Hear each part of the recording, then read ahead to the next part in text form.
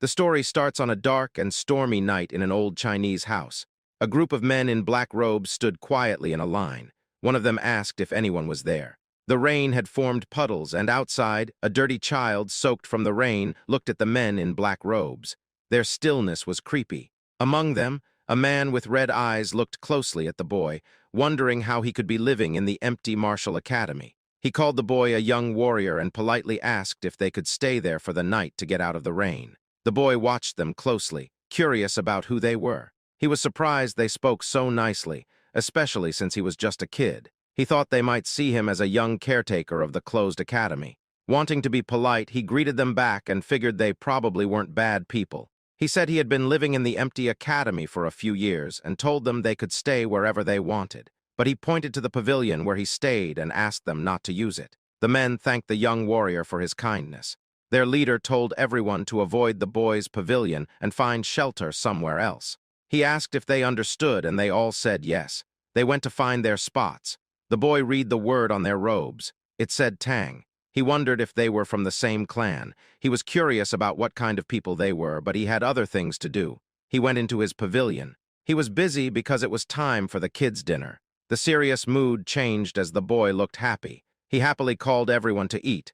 There was a big pot. He cheerfully lifted the lid, revealing a small, brown, cricket-like insect inside. The boy remarked that he was almost late and these insects must be starving. He then opened another pot. Inside was a charming, large spider known as the black earth tiger, a tarantula native to Hainan, China.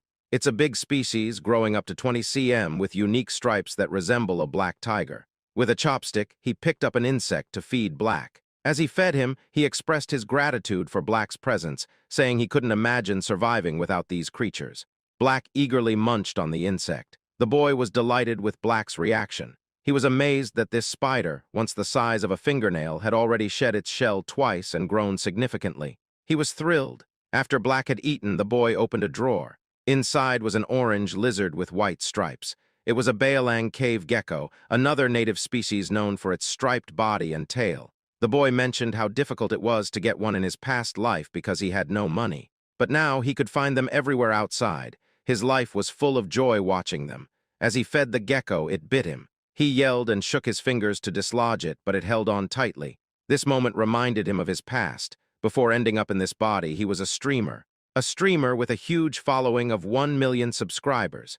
He was a professional biologist known as Spicy Fabry, focusing on venomous insects and animals.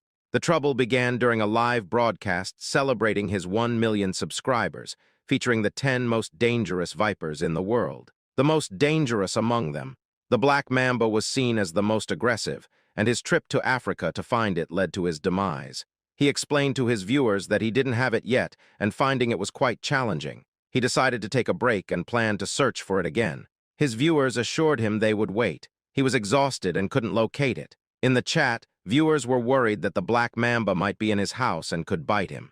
The elusive snake, which he had searched for tirelessly, was actually curled up on top of his refrigerator. During the live stream, it bit him swiftly, and just like that, our boy died. Now back to the present, he frowned, thinking about how it happened after all his hard work. Meanwhile, an elderly man in a black robe stood outside his pavilion door. He knocked and called for the young warrior. The boy opened the door and asked if there was anything wrong. The man expressed his gratitude for the shelter from the rain. He invited the boy to join them for dinner, mentioning they had caught a deer. The boy was thrilled to hear this. He loved meat. Until now, the only meat he had eaten was from snakes and lizards. He gladly accepted the invitation and joined the others. They had set up a bonfire.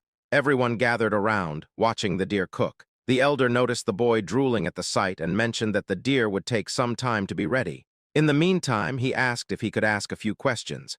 The boy felt a bit embarrassed for staring too long but agreed to answer. The elder asked if the boy lived alone and how old he was. The boy wasn't sure if he was 14 or 15. He decided to make up a story that he had hit his head as a child and didn't remember much. When asked if he stayed there by himself, he said yes, explaining he had no special talent. He just caught snakes and sold their skins to get by. The elder was surprised he did such a risky thing. The boy replied that he was used to it. Someone brought over some cooked meat so they could eat first. An old man commented that the young warrior must be hungry. The boy thanked the elder. He mentioned it had been a long time since he had any meat. As he bit into it, he looked genuinely happy. In his mind, he thought, "This is happiness."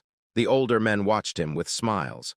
They asked the boy to listen while he ate. The elder explained they were searching for something and asked if he had seen anything unusual. The elder hesitated about sharing more. The white-haired elder suggested to the patriarch that, since they owed the young warrior, it might be fine to tell him. Besides, the boy probably wouldn't understand, and living alone, he wouldn't spread the word. The patriarch agreed with his father and began to explain.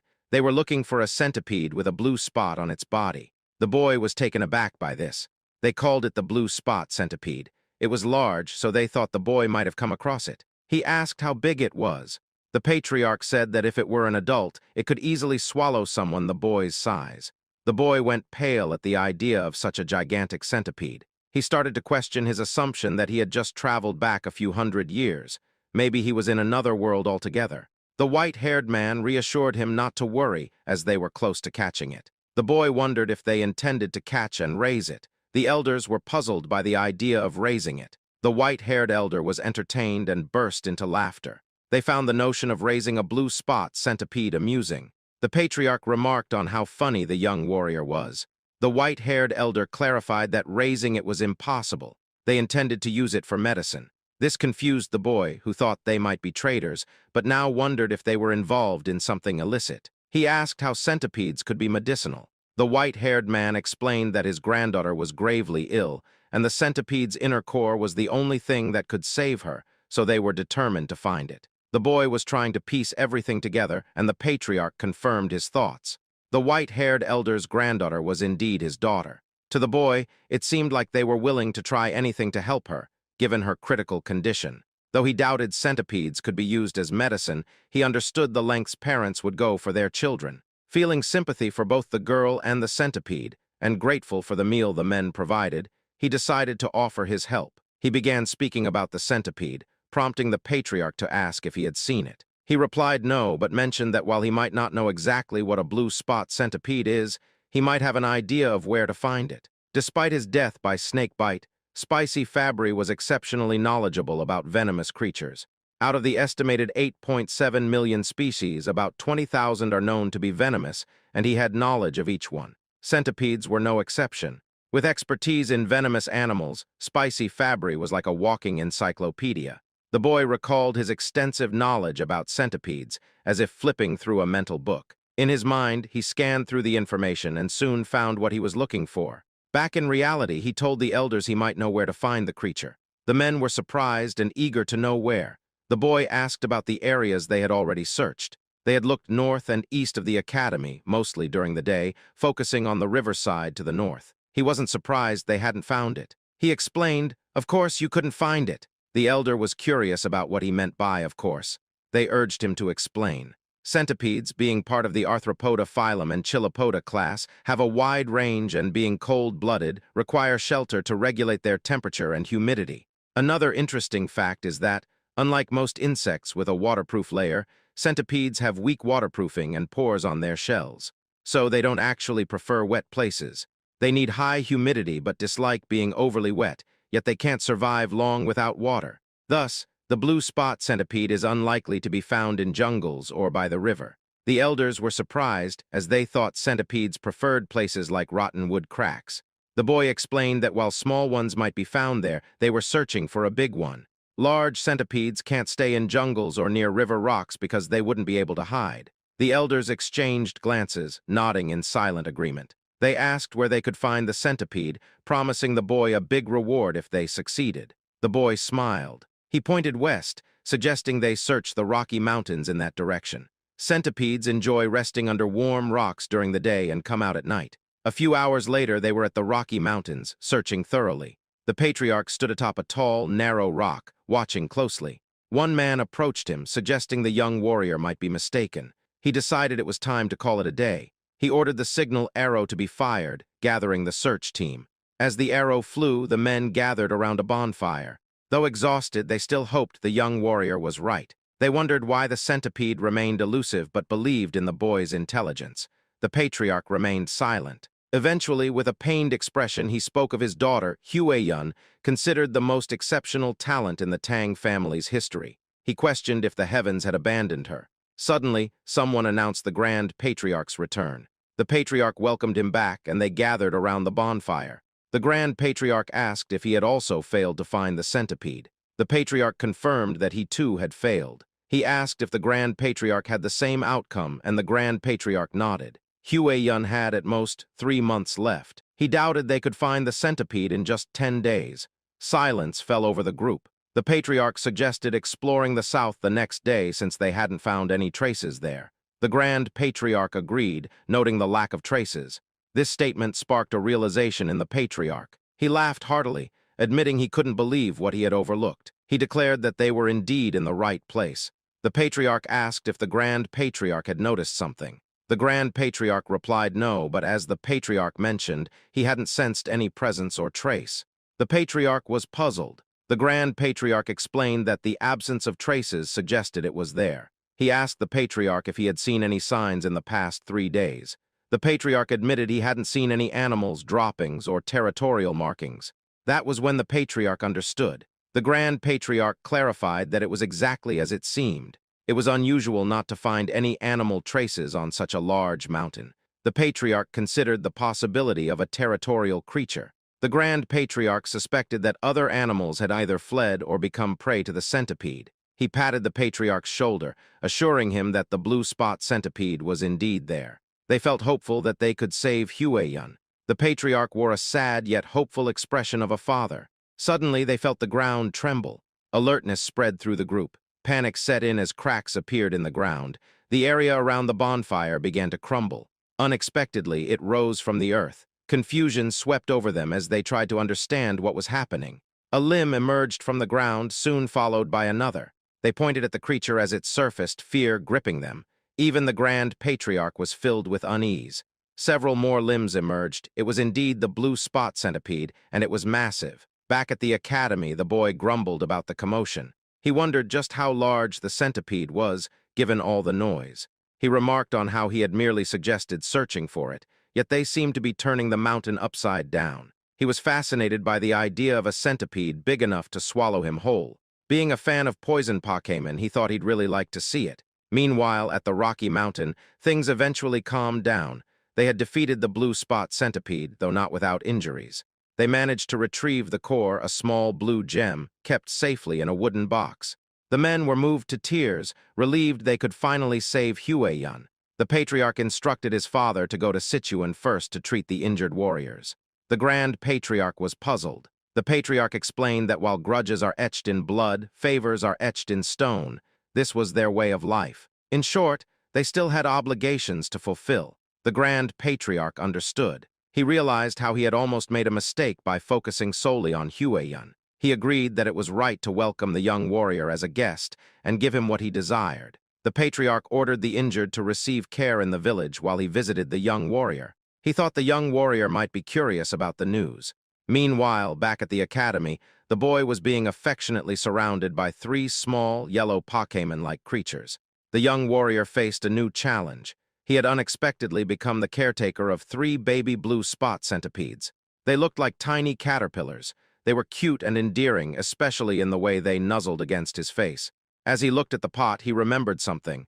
When he had returned home, he cleaned the eggs and placed them on his nightstand. When he awoke, they had all hatched. One centipede lay contentedly on his head. He had sensed its presence but hadn't expected them to hatch so soon. He looked at the centipedes clinging to him and tried to gently remove them from his shoulders.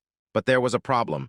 They wouldn't let go, seeing him as their parent. Here's a quick recap of what happened last night. The boy was incredibly curious about this new type of centipede, so large it could swallow him whole. He told himself that enduring this challenge proved he was still spicy Fabry, even in the lair of the blue spot centipede he discovered. Driven by curiosity, he searched for it and accidentally kicked an insect in frustration. His torch fell as he lost his balance, but he was relieved to see the 3 eggs he found were safe. Luckily, the rain had stopped, or he might not have been able to retrieve even one. Realizing he needed to act quickly, he stood up to head back and clean the eggs.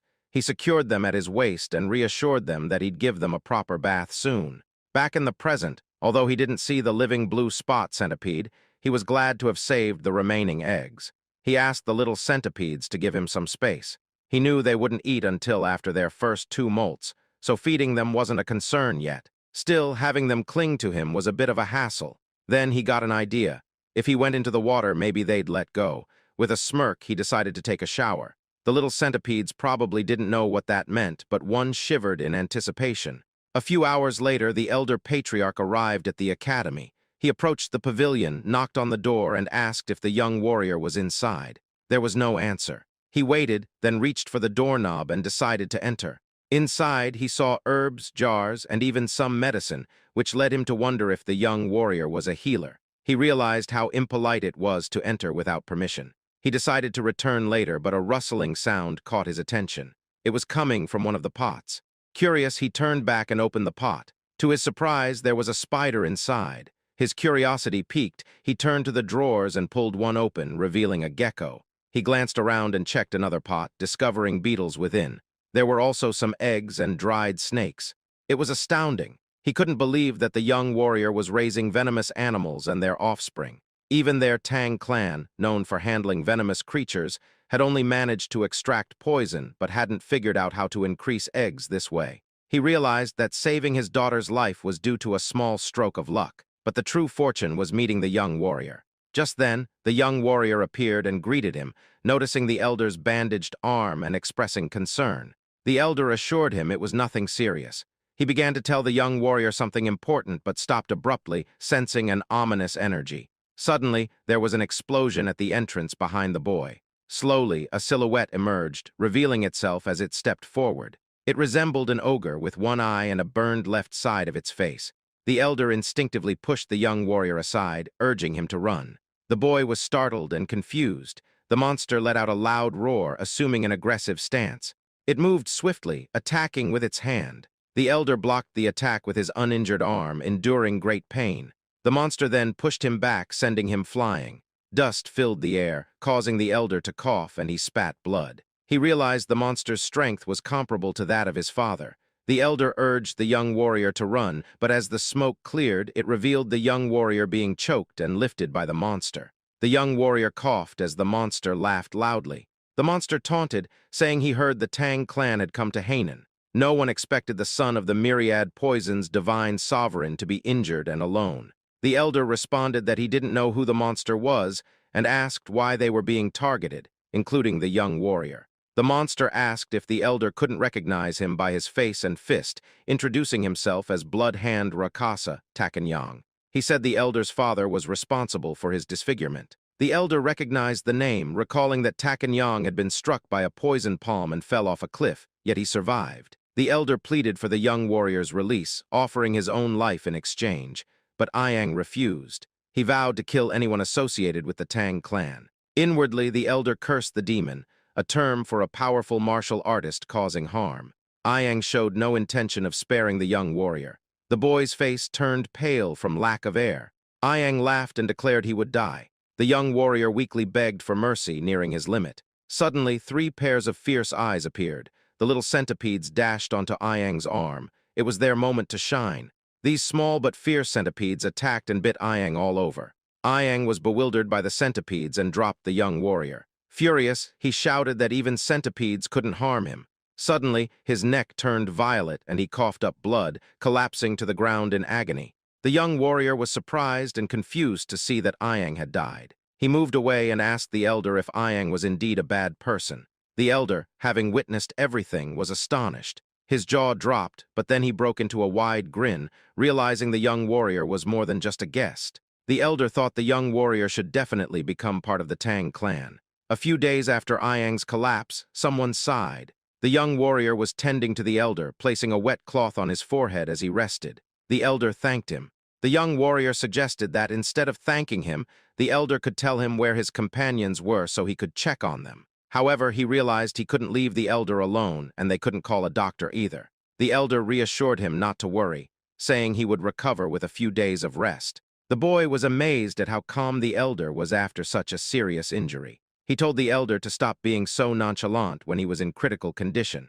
The elder responded that he was fine because he was a martial artist. The young warrior was clueless and asked if martial artists were the kind who flew around and shot fireballs. The elder chuckled and explained that not everyone could do that, but it was one way to describe it. Spicy Fabry was amazed. It was yet another reminder that he truly was in a different world. Otherwise, a centipede as large as a house wouldn't make sense. The elder expressed that he owed his life to the young warrior who had saved him. Introducing himself formally despite his condition, he said he was Tang Kaolson of the Sichuan Tang clan. Finally, the young warrior introduced himself as well. His name was Y Soryang. Kaolson noted that So means small and Ryang means dragon. He thought it was a good name. Kaolson mentioned he had many questions he'd like to ask. Soryang encouraged him to go ahead. Kaolson asked if the centipedes on Soryang's body were venomous. Soryang gently rubbed one of the centipedes on its belly and confirmed, yes, since they are blue spot centipedes. This revelation made Kaolson sit up abruptly, astonished. He asked if Soryang had tamed them and how he managed to do it. Kaolson also mentioned that, while waiting, he noticed other venomous creatures and wondered if Soryang was raising those too. Soryang said it was a long story and asked if Kaolson was okay with hearing it. Kaolson assured him he didn't mind. Soryang began explaining, starting with the egg of the blue spot centipede. When he finished, Kaolson asked for confirmation that Soryang had raised it from an egg. Soryang nodded, saying he could roughly predict when it would hatch. To Kaolson, this was beyond comprehension. How did the boy manage such a feat? Soryang asked him to hold on for a moment. He went to one of the drawers, retrieved 2 lizards, and proudly showed them to Kaolson. The first lizard had a brown body with yellow stripes and white stripes on its tail, an ordinary striped lizard. Then there was another one. By breeding lizards with larger white stripes on their tails, he had produced one with a brown body and a white tail, no stripes. Kaolson asked if Soryang was saying he had bred that color. Soryang blushed and happily confirmed it, saying he thought it was pretty. Kaolson regained his composure and inquired if Soryang could pair ones with strong poison to create an even more venomous breed. Soryang responded with a huh. In his mind, he thought it was theoretically possible. He explained that if they knew which had the stronger poison, it could probably be done. He was still speaking when Kaolson exclaimed, "Really? That's possible?" Soryang was taken aback by the elder's intense reaction. Kaolson immediately urged him to join his family. Soryang was bewildered. Kaolson tempted him further, promising that if he joined, they would generously teach him all their martial arts, provide access to all sorts of elixirs, herbs, and any poisons he desired. Kaolson claimed that someone like Soryang could even capture or raise the legendary 10 great venomous creatures of the Central Plains martial world. As if that wasn't enough, Kaolson added, not to brag but to offer, the chance to meet one of the 3 flowers of the Central Plains, his daughter. Soryang exclaimed, "Hold on," and asked Kaolson to repeat what he had just said. Kaolson, amused, remarked that even though Soryang was young, he was still a man. He resumed talking about the flowers of the Central Plains, but Soryang interrupted, telling him to forget about that. Soryang wanted to know more about the 10 great venomous creatures of the Central Plains and asked if they were as amazing as the blue spot centipede. Kaolson assured him, of course. He explained that while the blue spot centipede was impressive, it was ranked lower compared to the 10 great venomous creatures. From giant scorpions to golden frogs that glitter like gold, whatever Soryang imagined, the reality was even more extraordinary. Kaolson smiled, seeing that he had successfully piqued Soryang's interest. Soryang looked excited, his eyes sparkling with curiosity. 2 days later, a Tang clan member was shocked to learn that Blood Hand Rakasa, Tak Iyang, had appeared. Kaolson explained that Iyang had been hiding and refining his martial arts, reaching a level close to his father's. The Tang clan members realized that if the patriarch had sent such a man to his death, he might have reached the realm of 10,000 poisons. They congratulated him. The patriarch corrected them, saying he hadn't achieved that. He revealed that it was the young warrior who had defeated Iyang. The Tang clan members were astonished. One member immediately clasped Soryang's hand, thanking him for saving the patriarch of the Sichuan Tang clan. They asked if he was an elder who had undergone rejuvenation. Soryang was puzzled. Seeing the confusion, the elder asked Soryang to demonstrate. The Tang clan members understood what was coming, and Soryang tapped his chest, calling out his little companions. The Tang clan members watched as Soryang's clothes rustled and 3 adorable centipedes peeked out, causing everyone to gasp. The little creatures crawled into view. Recognizing them as centipedes, the patriarch explained they were blue spot centipedes, and these small creatures had taken down Iyang. The clan members inquired about the poison. It was incredible that Soryang had managed to tame one. The patriarch explained that this was why they wanted to accept the young warrior as part of their clan. However, Soryang said he needed more time to think about it. A clan member told Soryang it was a great opportunity. The patriarch suggested they get moving, as he felt they shouldn't delay. Soryang asked if they were still searching for something. Kaelson paused before explaining that Blood Hand Rakasa, Tak Ayang, had practiced a martial art called the Blood Hand Poison Claw. It was a dark art requiring human blood and bone marrow to reach certain levels. Soryang found that quite unsettling. Kaelson continued, saying that if Ayang had left behind any secret scrolls or disciples, they needed to address it to prevent future threats and ensure such cruel martial arts never returned. Additionally, they needed to rescue anyone who might have been captured. The patriarch asked if Soryang would assist them, given his familiarity with Hainan Island's geography. Soryang looked thoughtful. He considered it. Joining the Tang clan meant a lifelong commitment. It's like checking the company culture and the boss's character during an internship. Soryang agreed to help once the patriarch recovered. They praised him for making the right decision. Soryang replied that helping meant saving lives, so of course he would assist. In his mind, he planned to use this opportunity to learn more about the Sichuan Tang clan. After all, skilled individuals often evaluate their potential employers. Kaelson needed 3 days to recover. They stopped by a village near the abandoned martial academy to locate the base of Blood Hand Rakasa, Tak Ayang. They inquired about any missing people. An old man mentioned that about 1 or 2 people go missing in the jungle each year, but there hadn't been any noticeable patterns of disappearance. Kaelson was deep in thought. They thanked the village chief for his help, and he humbly replied, "I am honored to assist the famous patriarch of the Sichuan Tang clan."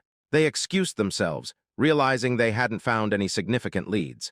As they walked through the forest, Soryang commented that there seemed to be nothing special about the village.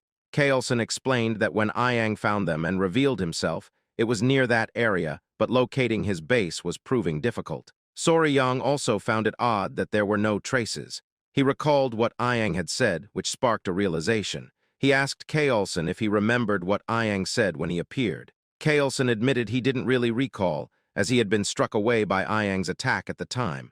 Soryang reminded him that Ayang mentioned hearing that the Tang clan had come to Hainan, implying someone had informed him. Therefore, it was simple. They just needed to check the places the Tang clan had passed through in Hainan. Soryang suggested using Ayang's portrait to gather information. The others looked at Soryang in amazement. They found his insight remarkable. If Ayang had been informed by someone who saw the Tang clan, things would indeed be easier. They set off immediately and arrived at a village that seemed gloomy. A Tang clan member reported that, based on what he had heard at the port in Hainan, this village seemed to be the one.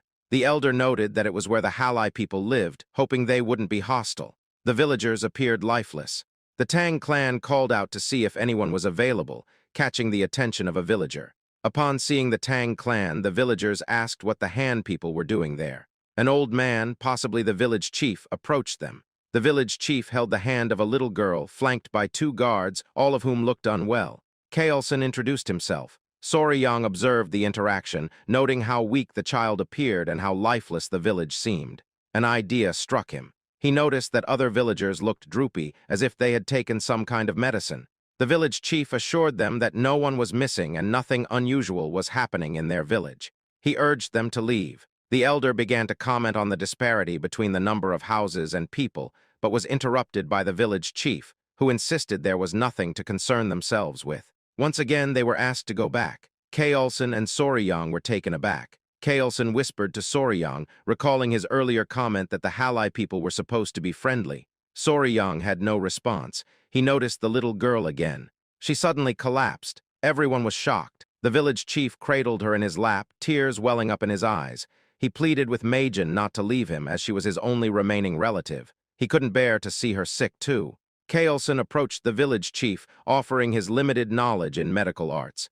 He sought permission to help. The village chief asked if it was Central Plains Medical Arts. Kaelson confirmed. Though not a physician, he had some medical knowledge and asked if he could examine the child. The village chief allowed him to proceed. The village chief then explained that a plague had been spreading through the village, causing children to die and healthy people to suffer. Kaelson promised to do his best to help. The village chief expressed his gratitude as they brought the girl inside. He scolded the guards for standing idly and instructed them to guide the physician and his party into the house. They hurried towards the house. Soryang asked a Tang clan member if the elder knew medical arts as well. The man confirmed. He explained that the Tang clan's martial arts involve dealing with poisons, making them proficient in medicine. Since martial arts begin with understanding one's body, some knowledge of medical arts is necessary. Soryang initially thought they were an assassin group that used poison. He considered that if he joined the Tang clan, it would be beneficial to learn medical arts instead of the frightening poison arts. The man added that they sometimes capture wicked individuals, inject them with poison, and observe the reactions.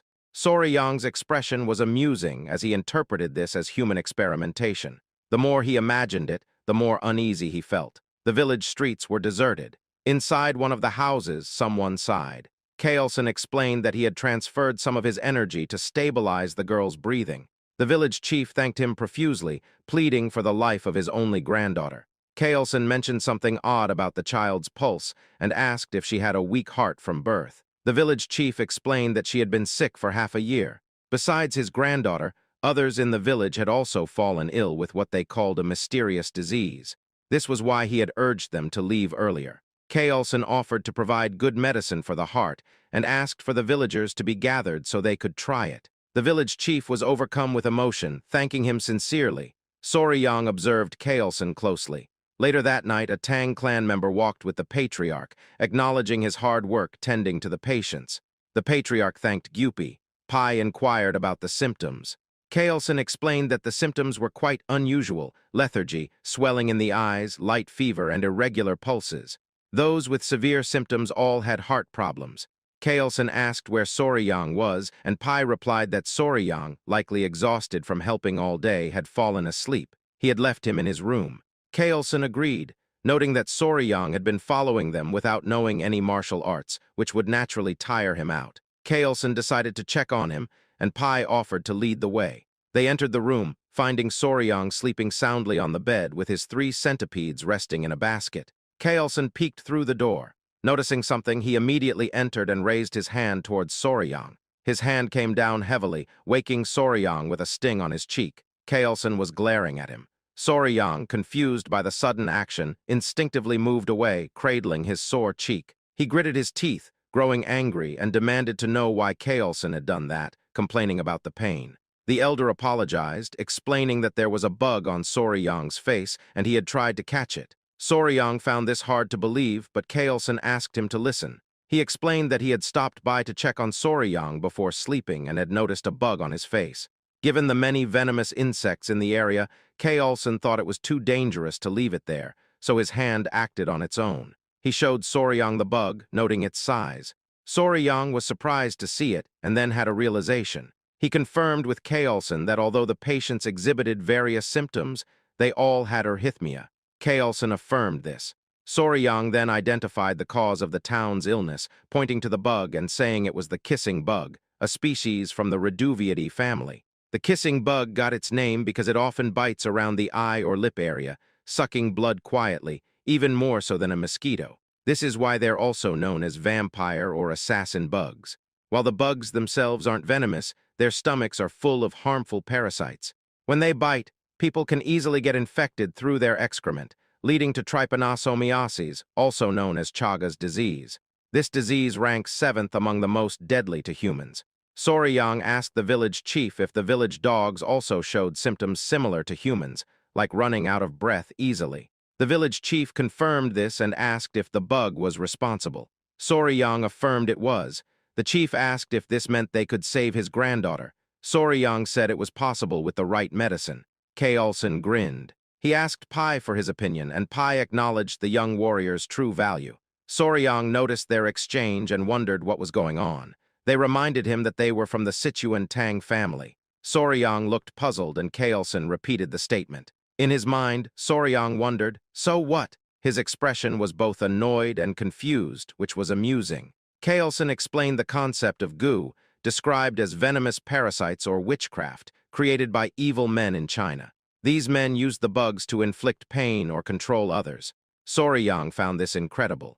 Kaelson agreed, but noted that many martial artists had been killed by gu or forced to commit terrible acts, like harming their own families or becoming slaves to these evil men.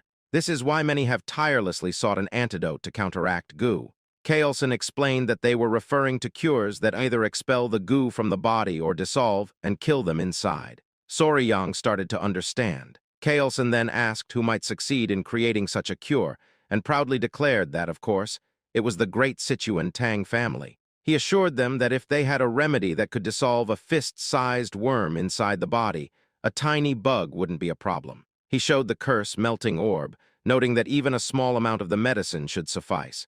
Soryang expressed his admiration, though he privately thought the name was quite fancy for an anti-parasitic drug. The Tang family assured the village chief that they could save his granddaughter.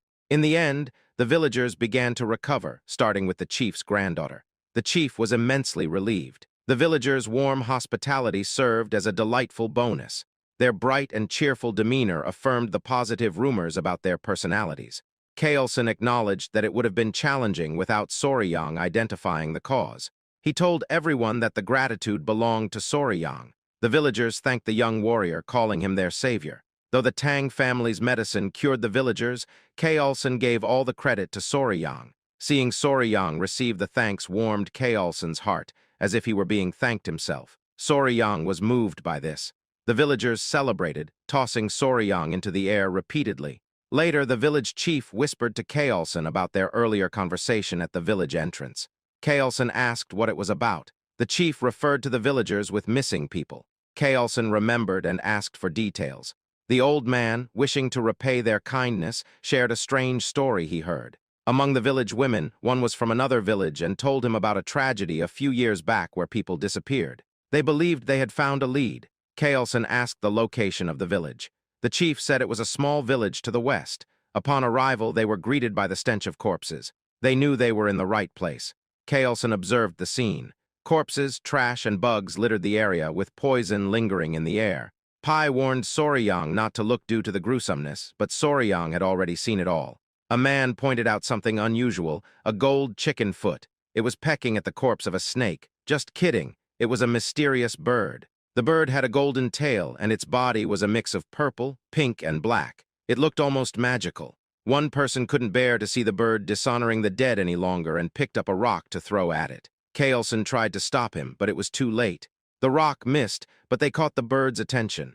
The man was furious, but Kaelson placed a hand on his shoulder, cautioning him that something felt off. The bird spread its wings, releasing a miasma into the air. Soryang was taken aback as he watched the miasma melt the skeletons. Someone grabbed Soryang by the mouth to protect him. Kaelson quickly ordered everyone to run while covering Soryang's mouth and nose.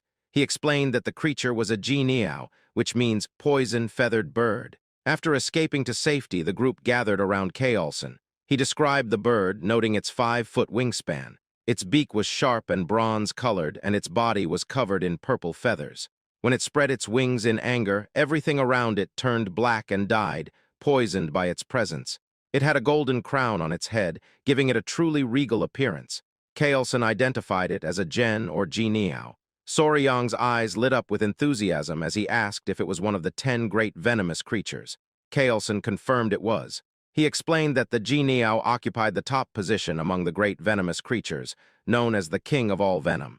Soryang was thrilled. In his mind, even the venomous insects and snakes of Earth seemed tame compared to this creature. He marveled at how biochemical weapons seemed to roam freely in his current world. Kaelson mentioned that the Jianiao seemed to have been drawn there by snakes carrying venom.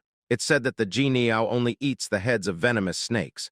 Soryang asked if it was common. Kaelson replied that it was not common at all and quite rare, so rare that one might only catch a glimpse of it once in 100 years. Soryang was amazed, prompting Kaelson to ask why he was so interested. Soryang asked if it was possible to catch the Jianiao, which left the Tang members astonished. Kaelson, amused, asked if Soryang truly wanted to attempt capturing it. Soryang replied yes, but expressed concern about the venom. Kaelson smiled, recognizing Soryang's keen interest in the 10 great venomous creatures. If that was the case, Kaelson explained there was a way. Soryang was surprised to hear this. Kaelson informed him that by mastering the Tang clan's poison techniques, he would become immune to all poisons, including the venom of the Jianiao. With their clan's martial arts, he could block any poison in the world. Kaelson cunningly added that they don't teach their clan's techniques to outsiders, and even as patriarch, he couldn't break this rule. Soryang eagerly asked if joining the family would allow him to learn these techniques. He also asked if becoming immune to poison would truly enable him to withstand the Jianiao's venom. Kaelson reassured him. Of course, he promised that if Soryang agreed now, he would teach him everything and take care of his talents. He warned that if Soryang took too long to decide, he might hesitate as well. Feeling the pressure, Soryang announced his decision to join the clan. He expressed eagerness for Kaelson's guidance and began addressing him as patriarch instead of elder. The clever man had a playful smile and acted like he hadn't coaxed Soryang into agreeing. Kaelson told Soryang